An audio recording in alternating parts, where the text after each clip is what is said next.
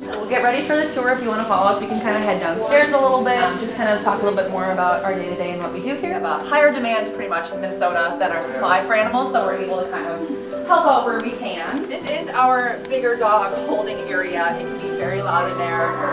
This is ocean breeze. Yes. What's going on here? That's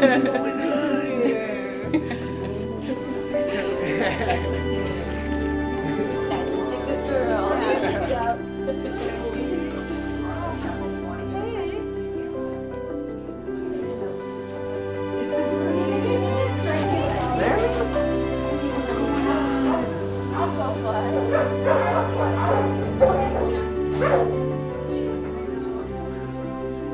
Thank you so much. Of course, yes. Thank you again for being here with us today and for supporting us.